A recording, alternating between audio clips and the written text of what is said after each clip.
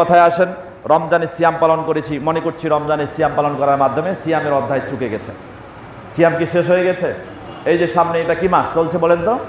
শাওয়াল মাস। শাওয়াল মাসেও সিয়াম আছে। কয়টা সিয়াম বলেন তো? 6টা সিয়াম।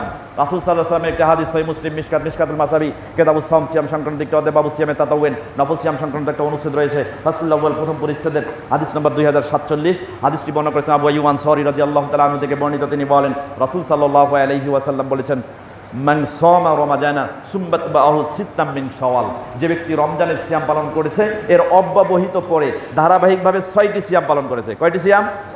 6টি সিয়াম পালন করেছে। রাসূল সাল্লাল্লাহু আলাইহি ওয়াসাল্লাম বলেছেন, কানা কা সিয়ামিদ দাহর, এই যেন গোটা বছরে সিয়াম পালন করলো।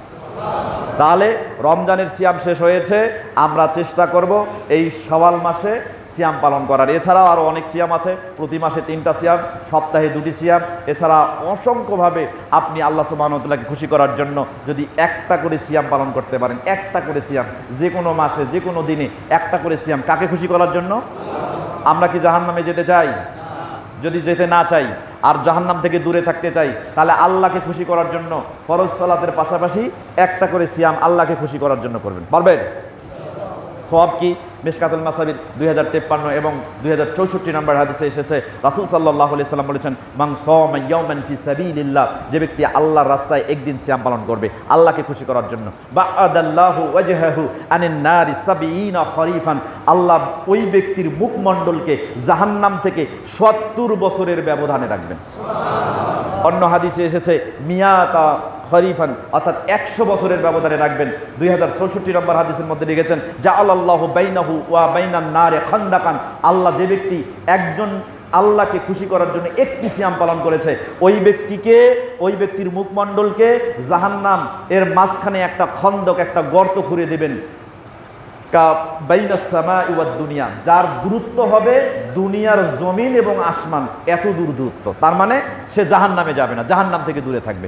আল্লাহ সুবহানাহু ওয়া তাআলা রমজানের বাইরে, রমজান থেকে শিক্ষা নিয়ে সিয়াম ব্রত পালন করার তৌফিক দান করুন, শুধুমাত্র আল্লাহকে খুশি করার জন্য। আল্লাহ সেই তৌফিক দান করুন, সকলে বলি আমিন। সেই সাথে আমরা রমজান মাসে যাবতীয় অশ্লীল কাজ থেকে বিরত থেকেছি, যাবতীয় অশ্লীল কথাবার্তা থেকে বিরত থেকেছি। রমজানের পরেও আমরা যেন এটা বিরত থাকতে পারি। মনে রাখবেন, আপনাকে যে চোখ দেওয়া হয়েছে, নাক দেওয়া হয়েছে, কান দেওয়া হয়েছে, যে ইন্দ্রিয়গুলো দেওয়া হয়েছে, অঙ্গ প্রত্যঙ্গগুলো দেওয়া হয়েছে, এগুলো সঠিক ব্যবহার করার জন্য, এগুলো অশ্লীল কাজে, অশ্লীল কথায় যেন আমরা ব্যবহার না করি।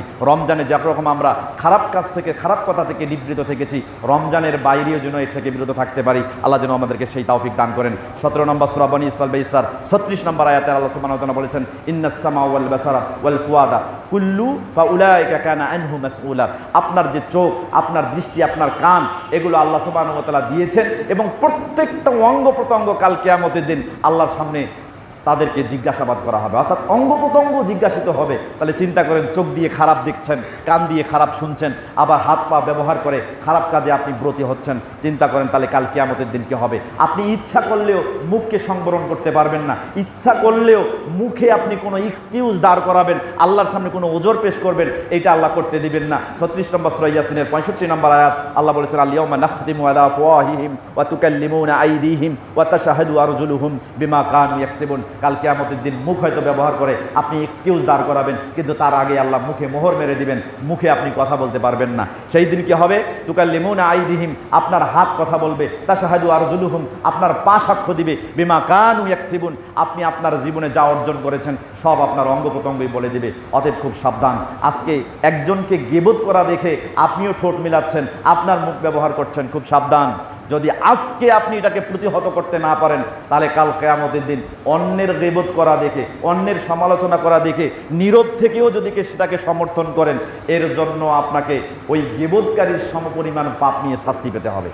অতএব খুব সাবধান, বান্দার হক নষ্ট হয় এরকম কোনো কাজে নিজেও উদ্বুদ্ধ হব না এবং কাউকে উদ্বুদ্ধ করব না। আল্লাহ সেই তৌফিক দান করুন। তিরমিজির 1931 নম্বর হাদিস, রাসূল সাল্লাল্লাহু আলাইহি ওয়াসাল্লাম বলেছেন, মান রাদ্দা আন ইরজি আখিহি, যে ব্যক্তি, কোনো ভাই, কোনো তার মুসলিম ভাইয়ের কথাকে প্রতিহত করে দিবে, মানে সমালোচনা করা, তার সম্পর্কে গীবত করা, এগুলো তার সামনে হতে দেখলে যদি কোনো ব্যক্তি এটাকে প্রতিহত করে দেয়, রাদ্দাল্লাহু আলা ওয়াজহি নার ইয়াউমাল কিয়ামা, কিয়ামতের দিন আল্লাহ সুবহানাহু ওয়া তাআলা জাহান্নাম থেকে তার মুখকে প্রতিহত করে দিবেন, রক্ষা করে দিবেন। অতএব খুব সাবধান, যেভাবে রমজান মাসে অন্যের সমালোচনা করিনি, অন্যের গীবত করিনি, পাপ কাজ থেকে বিরত থেকেছি, ঠিকভাবে শিক্ষা নিয়ে রমজানের বাইরেও আগামী 11 মাস আমরা যেন এর থেকে নিবৃত্ত থাকতে পারি। আল্লাহ সেই তৌফিক আমাদের দান করুন, সকলে বলি আমিন।